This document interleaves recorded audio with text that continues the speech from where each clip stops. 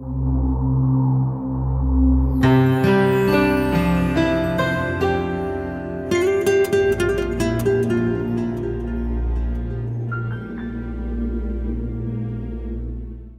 தேவர்கள் அல்ல, இந்த மாதிரி தேவர்களை நீங்கள் வணங்கக்கூடாதுன்றாங்க.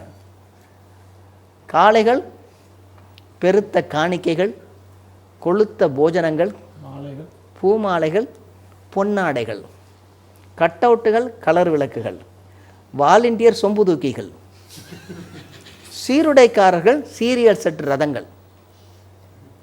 இன்றைய அரசியல் இதுதான். மரியாதை சபையும் நிலையும் அதுதான். ஒருத்தர் பெரிய ஆள், அவருக்கு பிறந்த நாள் கொண்டாடுறாங்க, எத்தனையோ கோடிக்கணக்கில் செலவு பண்ணி. நான் இன்னொரு ஊழியக்கார்ட்ட சொல்லிட்டேன், இவ்வளோ கோடிக்கணக்கில் செலவு பண்ணி செய்கிறாங்களே அப்படின்னு சொல்லும்போது அவர் சொல்கிறாரு, அவருக்குள்ள நிலைமைக்கு இது செஞ்சால் தான் எல்லோரும் மதிப்பாங்க அப்படின்னு நியாயப்படுத்துகிறார். அதாவது இந்த நான் மதிப்பை காத்துக்கொள்ள வேண்டும்னா இத்தனை கோடி ரூபாயில் நான் எனக்கு பிறந்த நாள் கொண்டாட வேண்டும், வழியெல்லாம் போஸ்டர் அடிக்கப்பட வேண்டும், வாழ்வின் நாயகனே வருக வருக, வழியெல்லாம் போஸ்டர், ஊர் முழுசும் அந்த ஏரியா முழுசும் போஸ்டர். நாம் எங்கேயோ போயிட்டோம். இன்னும் நிறைய பேர், இன்னும் சில பேர்லாம் நீங்கள் பார்த்தீங்கன்னா, நான் ரொம்ப வருத்தத்தோடு சொல்கிறேன், இதை நான் ரொம்ப உற்சாகத்தோடு சொல்லலை அல்லது குறைபடுத்த வேண்டும் சொல்லலை. அதாவது இந்த டிவிக்காரங்களை சொல்லுவாங்க, என்னையை ஃபோக்கஸ் பண்ண அப்படி, ஃப்ரேம்குள்ளே என்னைய வை. நீ எப்போ ஆண்டவருடைய பிரேமிலேருந்து என்னைக்கு வெளியே போயிட்டியோ, இனிமேல் பிரேமில் வச்சது தானே, என்ன வைக்காட்டி தான் என்ன கம்மிட்டு சொல்லுங்க. என்ன நேராக சொல்லுவாங்க, அல்லது அவங்களுக்கு தெரியும் எங்கே கேமரா இருக்குது அப்படின்ட்டு. வேணும் கேமரா ஆங்கிள் எங்கே இருக்குது, ஃபோக்கஸ் எங்கே இருக்குது. We have gone away from the scripture. நம்முடைய ஆண்டவரும் உங்களுடைய ஆண்டவரும் அந்த உலகத்தில் ஒரு டவலையும் அந்த பக்கெட்டில் தண்ணியை எடுத்துக்கிட்டு வந்தார், ஒரு பாத்திரத்தில் தண்ணியை எடுத்துகிட்டு வந்தார். காலை கழுவினார். We are servant of the servant. என்ன ஒரு பெரிய இருக்க போகுது உங்களுக்கும் எனக்கு ஆண்டவர் என்ன தந்தார், என்ன பெரிய கிருபையை தந்திருக்கிறாரு. ஆனால் அவர் எல்லா மகிமையும் இழந்து எல்லாவற்றையும் இழந்து தான் சொல்லி, ஒருவன் ஊழியக்காரனாக இருக்கிறான், நான் இருக்க வேண்டும் விரும்பினார், ஒருத்தன் தலைவனாக இருக்க வேண்டும் என்று விரும்பினார், அவன் உங்களுக்குள்ளே ஊழியக்காரனாக இருக்க கடவன். அப்போஸ்தலருடைய மனப்பான்மை அவங்கள பரவாயில்ல விடட்டும் அப்படின்னு சொல்லலை, என்ன செய்தாவது அதை தடுத்து நிறுத்த வேண்டும். இன்னும் யாரும் தடுத்து நிறுத்துற மாதிரி கிடையவே கிடையாது. கட் அவுட்டுக்கு வேணால் பால் போடுங்க, பழம் போடுங்கன்னு சொல்லிட்டு இருக்காங்க. இப்போ சொல்லிடுறாங்க இத்தனை கட் அவுட் இருக்குன்னு. என்ன அந்த பாலையும் பழத்தையுமா? நீங்கள் பேசும்போது இதை கேட்கும்போது ரொம்ப உண்மையாக உணர்வுபூர்வமாக அது ஃபீல் பண்ணி செய்யக்கூடாது. ஆனால் உண்மையான சுச்சுவேஷன் வரும்போது அதை அவாய்ட் பண்ண முடியல. ஏன், அது என்ன காரணம்? ஏன் அவாய்ட் பண்ண முடியல? கிறிஸ்து நமக்குள்ள இருந்தால் நம்ம நிச்சயம் சொல்லுவோம். அதாவது நானல்ல கிறிஸ்துவே, நானல்ல. கேட்கும்போது வாசிக்கும் போது அந்த உணர்வு இருக்குது, நம்ம இந்த காரியத்தை செய்யக்கூடாது. பட் ஆனால் சில பேருடைய நான் பார்த்துருக்கேன், நிறைய பேர் அவங்க பிரசங்கம் பண்ணி நான் கேட்டிருக்கேன், ஆனால் அதே அவங்க நடக்கும்போது அவங்களே அதை விட்டு கொடுத்துருக்கிறதே நான் பார்த்துருக்கேன். அதுதான் நமக்கு ஒரு உதாரணம். என்ன உதாரணம்னா, இது சரியான உதாரணம் அல்லங்கிறதே நமக்கு உதாரணம். த ராங் எக்ஸாம்பிள் சொல்லி நம்ம எடுக்கணும். நம்ம திரும்ப திரும்ப மறுபடியும் இதை தான் நான் திரும்ப நாம் இயேசு கிறிஸ்துவிடமோ அப்போஸ்தலரிடமோ போய் படிப்போம். We'll go back to the scripture. அவங்கள்ட்ட போய் படிப்போம். இயேசுவானவர் என்ன செய்தார், அப்போஸ்தலர் என்ன செய்தார்கள், அவங்க கட்டின ஊழியம் தான் நிலைச்சிருந்துச்சு. அதுதான் ஆண்டவருடைய சித்தத்தின்படி கட்டப்பட்டது. எல்லா இடத்தையும் கிழித்தார். அதாவது தேவதூஷணம் என்று வெளிப்படையாக காட்டினார்கள். நல்லா நீங்கள் கவனிச்சிங்களா? இவங்களை கொஞ்ச நேரம் கழித்து இதெல்லாம் முடிஞ்ச பிறகு இந்த லீஸ்திராவில் தான் கல்லெறிஞ்சி செத்த நாயை போல தரதரன்னு வெளியில் எடுத்துகிட்டு போனாங்க. எங்கே பூமாலை போட்டு அவங்களுக்கு கட் அவுட் வச்சு பலியிட போனாங்களோ அந்த இடத்துல கொண்டாந்து ஊருக்கு வெளியில் கொண்டாந்து தூக்கி போடுறாங்க. அப்போ இவங்க சட்டையை கிழிச்சிக்கல, அவங்க கிழிச்சாங்க. ஐயோ எங்களை கல் எறிகிறார்களே அப்படின்னு சொல்லி சட்டையை கிழித்துக்கல. அப்பவும் சொல்ல, ஆண்டவரே இவர்களை அழித்து போடணும்னு சொல்லி ஒன்றுமே செய்யலை. அடி வாங்கிட்டாங்க. அடிக்கும் போது வாங்கினார்கள், வாழ்த்தும் போது தடுத்தார்கள்.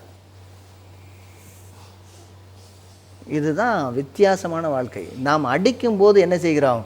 வெறுக்கிறோம். வாழ்த்தும் போது வாங்கிக் கொள்கிறோம். முடியாது சார் எங்களால். கல்லறிந்த போது கல்லறிந்த போது அவர்கள் சட்டையை கிழித்தார்கள், இவர்கள் சகித்து கொண்டார்கள். கடவுளாக்கின போது தாங்களே கிழித்து கொண்டு காணாதது போல் இருக்கவில்லை. தங்களுக்கு மகிமையை தேடவில்லை, கர்த்தருடைய மகிமையை திருடவில்லை. ஏன்னா இது 14வது அதிகாரத்தில் வருது. 12வது அதிகாரத்தில் இவங்க ஐயா ஒரு ஆள் பெரிய ஒரு அந்த கால்பங்கு தேசத்துக்கு அதிபதி ஏரோது ராஜா நல்ல மினுக்கான வஸ்திரத்தை போட்டு உட்கார்ந்து அவர் பிரசங்கம் பண்ணும்போது, ஆஹா இது கடவுளுடைய வார்த்தை அல்லவான்னு சொல்லி, ஆமையா நான் யாருன்னு நினச்சேன் அப்படின்னு சொல்லும் பொழுது உடனே சொல்கிறார், உடனே அடிக்கப்படுகிறார்கள். இது ரொம்ப வித்தியாசமான ஒரு வாழ்க்கைங்க. ஏன்னா அந்த நாட்களிலே எல்லாரும் தங்களை கடவுளாக்கி கொண்ட நேரம். ஏன் சீசருக்கு என்ன சொல்லுவார்னா, நான் எபிஃபானஸ் அப்படின்னு தான் சொல்லுவார். எபிஃபானஸ் அப்படின்னா கடவுளாக வெளிப்பட்டவர். அப்போ என்னை எல்லாருமே கடவுளாக வணங்க வேண்டும் அப்படின்னு மக்கள் சொல்லி கொண்டு இருக்கிற நேரத்தில் நீங்கள் தான் ஏன் கடவுள்னு சொல்லி இவங்க சொல்லும் பொழுது அப்போஸ்தலர்கள் சட்டையை கிழித்துக் கொடுக்கிறார்கள். என்னங்க அதுக்கு முன்னாடி உள்ள வார்த்தையை மட்டும் விட்டுட்டீங்க. நல்லது. ஆமாம் ஆமாம் உண்மை. அது இதனுடைய பின்பகுதி தான் அது. அதனுடைய பின்பகுதி தான் அது. கர்த்தருக்கு மகிமையை கொடுக்காமல் கூட்டத்துக்களே ஓடி தங்களை ஜனங்களுக்குள்ளே ஒருவராக காட்டிக்கொள்கிறார்கள். ஓடிங்கிற வார்த்தையை பற்றி சொன்ன வாசல் கதவை எகிரி குதித்து கூட்டத்தை தாண்டி உரத்த சத்தமாய் பெருத்த கூட்டத்தின் மத்தியில் எல்லாரையும் கவனத்தை ஈர்க்கும்படியாக வார்த்தை இல்லாத கூக்குரலிட்டு அவர்கள் கத்துறாங்க. அப்புறம் சொல்கிறாங்க, மனுஷரே ஏன் இப்படி செய்கிறீர்கள்? ஏன் இப்படி செய்ய இதைத்தான் வேண்டான்னு சொல்லிட்டு இருக்கேன், இதையே எக்ஸாக்ட்ல செஞ்சு முடிக்கிறீங்க. ஏன் இப்படி செய்யல? மனிதர்களை கடவுளாக்க மூட நம்பிக்கை செயலை அவர்கள் கண்டிக்கிறார்கள். அவர் ஆரம்பிக்கிறது மனுஷரே அப்படின்னு சொல்கிறாங்களா, மனுஷரே யோ அப்படின்னு சொல்லுவாங்க, ஓய் அப்படின்னு சகமாக பேசுவோம்ல, நீனு நானும் ஒன்று அப்படின்னு சொல்லுவார். ஐயா ஐயா ஏன் இப்படி பண்ணுற, ஏம்மா இப்படி பண்ணுறீங்கம்மா அப்படிங்கிற மாதிரி கேட்குற மாதிரி ரொம்ப சாதாரணமாக கேள்வி கேட்டு சிந்திக்க வைக்கிறார்கள். 2 முக்கிய காரணங்களை எடுத்துக்கூறார்கள். ஏன் என்ன செய்யக்கூடாது, ஏன் எங்களை வணங்கக்கூடாதுன்னு கேட்குறாங்க. நீங்கள் எங்களை ஏன் வணங்கக்கூடாது? இதை தான் சுவிசேஷமே அடங்கியிருக்கு. அவங்க சொல்கிற சுவிசேஷம். இதுக்கு முன்பதாக சுவிசேஷத்தை சொல்லிட்டாங்க. அதாவது இயேசுவானவர் வந்ததை குறித்து சொல்லியிருக்கிறாங்க. ஏன்னா முன்பதாக நம்மளோட வசனத்தை நம்ம பார்த்தோம்னா 7வது வசனத்தை பார்த்தோம்னா அங்கே சுவிசேஷத்தை பிரசங்கம் பண்ணிக்கொண்டே இருந்தார்கள். அதுதான் சரியான டிரான்ஸ்லேஷன். பிரசங்கம் பண்ணிக்கொண்டே இருந்தார்கள். இங்கே அவங்க அந்த பிரசங்கத்தினுடைய பின்பகுதி, அதை எப்படி நீங்கள், அதாவது இயேசு கிறிஸ்துவினுடைய சுவிசேஷத்தை ஏற்றுக்கொண்டால் நீங்கள் என்னவெல்லாம் செய்யக்கூடாது, என்ன செய்ய வேண்டும், இது அப்ளிகேஷன் ஆஃப் த காஸ்பல், அதை practical application of the gospel. ஏன் செய்யக்கூடாதுன்னு சொல்கிறாங்க? ஏன் எங்களை வணங்கக்கூடாதுன்னு சொல்கிறாங்க? ஏன் நாங்களே உங்களை மாதிரி மனுஷர்கள் தான், பாடுள்ள மனுஷர்கள் தான், மனம் கனம் ததை மகிமை எல்லாம் அவருக்கு தான். வேற என்ன என்ன என்ன என்ன ரீசன் சொல்கிறாங்க? வெரி குட், பாடுள்ள மனுஷர் தான், நாங்களும் உங்களிலே ஒருவர். வேற என்ன சொல்கிறாங்க? வானத்தையும் பூமியும் உண்டாக்கினவர் அவரே வணங்கப்படத்தக்க தெய்வன், சர்வ அதிகாரம் உள்ளவர் அவர். மனுஷனை, அதாவது மனுஷனை கொண்டு போய் தேவனை வைக்காத. ஆமாம், வேற எந்த விதத்துலையும் நீ மனுஷனை ஈக்குவல் பண்ண முடியாது. கடவுள் வேறு, மனுஷன் வேறு. வேணுங்க, தேவனிடத்துல திரும்புங்கள். அந்த திரும்புங்கள் வார்த்தையை நம்ம அதிகமாக பார்ப்போம். வேற என்ன சொல்கிறாங்க? அதில் அவங்க மூட பழக்க வழக்கங்கள் தொடர்ந்து இருக்கிறத பார்த்து அதை கண்டிக்கிறாங்க. ஆமாம், நீங்கள் இந்த மறுபடியும் இதிலே தொடர்ந்து இருக்காதீங்க அப்படின்றாங்க. வேற என்ன சொல்கிறாங்க? மனிதர்கள் கடவுள் அவர் ஜீவனுள்ள தேவன், அவர் ஜீவனுள்ள தேவன் என்று சொல்கிறாங்க. வேற என்ன சொல்கிறாங்க? சிருஷ்டிகர் ஜீவனுள்ள தேவன், சிருஷ்டிகர்த்தர் ஜீவனுள்ள தேவன். வேற என்ன சொல்கிறாங்க? என்னெல்லாம் சொல்கிறாங்க? வீணான தேவதைகளை விட்டு ஜீவனுள்ள தேவனை பின்பற்றுங்கள் அப்படிங்கிறாங்க. சிருஷ்டிகளை வணங்காதீர்கள், சிருஷ்டிகளை வணங்குங்கள், அதை படைத்தவரை வணங்குங்கள், படைப்புகளை வணங்காதீர்கள் அப்படின்றாங்க. வேற என்ன சொல்கிறாங்க? 2 ரீசனுக்காக எங்களை வணங்காதீங்கன்றாங்க. 2 ரீசன் கொடுக்குறாங்க. என்ன? முதலாவது, கர்த்தர் சிருஷ்டித்த இயற்கையின்படி அவர்கள் செய்ய துணிகிறது விரோதமானது. கர்த்தர் இயற்கையாக எல்லாத்தையும் படைச்சி வச்சிருக்கிறார். அந்த இயற்கையின்படி நாம் பார்த்தா நீங்களும் நானும் ஈக்குவல், அவ்வளோதான். அப்போ என்னையே நீங்கள் ஆண்டவர் ஆக்கினீங்கன்னா, ஆண்டவர் வச்சிருக்க ஒரு இயற்கையினுடைய சிருஷ்டிப்பு இருக்குல்ல, அதுவே கெடுத்துடுறீங்க. நாங்களும் உங்களை போல பாடுள்ள மனுஷர்கள் தானே, அப்போ எங்களை போய் நீங்கள் எப்படி கும்பிடலாம்? எங்களை கும்பிட்றதுல அர்த்தமே இல்லை. அப்போ எங்களை கும்பிட்டீங்கன்னா, எங்களை நீங்கள் சாமியாக ஆக்கிட்டீங்கன்னா, அப்போ சாமி யாரு? அதுதானே கேட்குறாங்க, சாமி யாருன்னு. அப்போ சாமி யாரு? நானா சாமி, நீங்களா சாமி? அப்போ நான் சாமியாக இருந்தால் நான் எனக்கு சாமி, நீங்கள் சாமியாக இருந்தால் உங்களுக்கு சாமி. பொதுவான சாமி யாரு?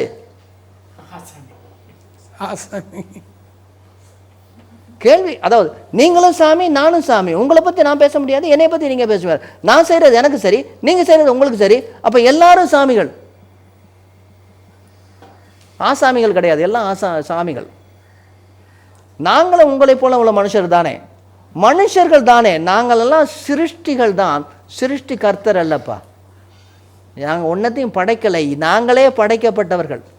அடுத்தது உங்களை போல பாடுள்ள மனுஷர்கள். அப்படின்னா பாடுள்ளன்னா என்ன அர்த்தம்? பாடுள்ள அவருடைய பிரச்சனை, ஒரு பிரச்சனைகள் நிறைந்தவர்கள். உங்களுக்கு என்ன பிரச்சனை? எங்களுக்கு இருக்கு.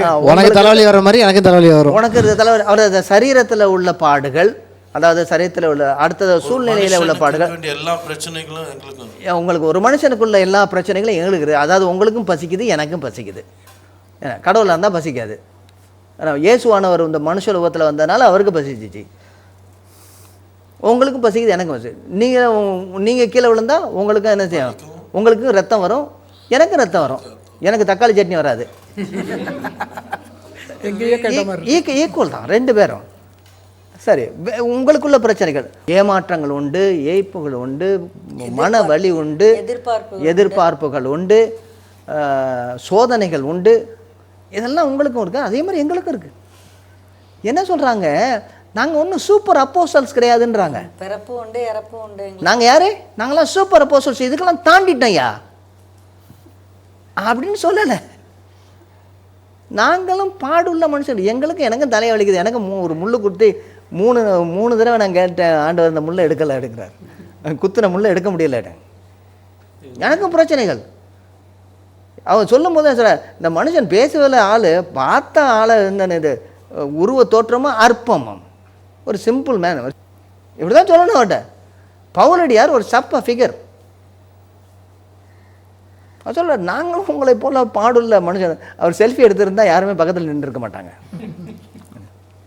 பாடுள்ள மனுஷர்கள் தான், மாம்ச சரீரம் உள்ளவர்கள். சரீரத்தில் உள்ள பாடுகள் என்ன? பசி, தாகம், துன்பம், வேதனை, வியாதி, அழிவு. இந்த சரீரமானது அழிவுக்குள்ளது. மாம்சமும் இரத்தமும் தேவனுடைய ராஜ்யத்தை சுதந்திரிப்பதில்லை. இது அல்ல. நாம் எப்படி இருப்போம்? அவர் இருக்கிறவரமாக இருப்போம், இந்த சரீரம் அல்ல அப்படின்றாரு. இதே மாதிரி இன்னொரு இடத்துல பாடுள்ள மனுஷர் அடிச்சு எலியா. ஓகே, யாக்கோபு 5வது அதிகாரம் 17வது வசனத்தில் எலியா நம்மை போல பாடுள்ள மனுஷனாயிருந்தும் அப்படி இருந்தாலும் கருத்தாய் மழை பெய்யாமல் இருந்தது, மழை பெய்தது. தேவனுக்கு முன்பதாக யாரும் சூப்பர் அப்போஸ்டல்ஸ் கிடையாது. சுவிசேஷத்தை சொல்லும்போது நம்ம இதை தான் புரிஞ்சுக்கணும். கர்த்தர் அப்பிரயோஜனமான ஊழியக்காரராகிய உங்களையும் என்னையும் கொண்டு இந்த மண் பாண்டங்களிலே சுவிசேஷம் எனக்கூடிய பொக்கிஷத்தை வைத்திருக்கிறார். அவ்வளவுதான். உங்களையும் என்னையை மகிமைப்படுத்துவது, மகிமையான பொக்கிஷத்தை உங்களையும் என்னையை மகிமைப்படுத்துவது. உங்களுடைய பிறப்போ என்னுடைய பிறப்போ அறிவோ ஆற்றலோ திறமையோ அல்லது பணமோ பகட்டோ அல்லது பெரிய பெரிய கார்களோ அல்லது பில்டிங்கோ அல்ல, படிப்போ அல்லது பட்டமோ. கர்த்தராகிய இயேசு கிறிஸ்து நம்மை உத்தமர் என்று நம்பி இந்த ஊழியத்தை கொடுத்திருக்கிறார். அவ்வளவுதான், சுவிசேஷத்தை கொடுத்திருக்கிறார். இந்த சுவிசேஷம் தான் நம்மையும் உங்களையும் என்னையும், இந்த விசுவாசம் தான், அந்த சுவிசேஷத்தில் மேலே விசுவாசம் தான் உங்களையும் என்னையும் கொடுது. நாங்களும் உங்களை போல பாடுள்ள மனுஷர்கள் தான். பாடுகள்ங்கும் போது நம்முடைய சரீரத்தில் உள்ள பலவீனங்கள் எல்லாம் நம்முடைய சரீரத்தில் அவருக்கும் இருந்திருக்குமா?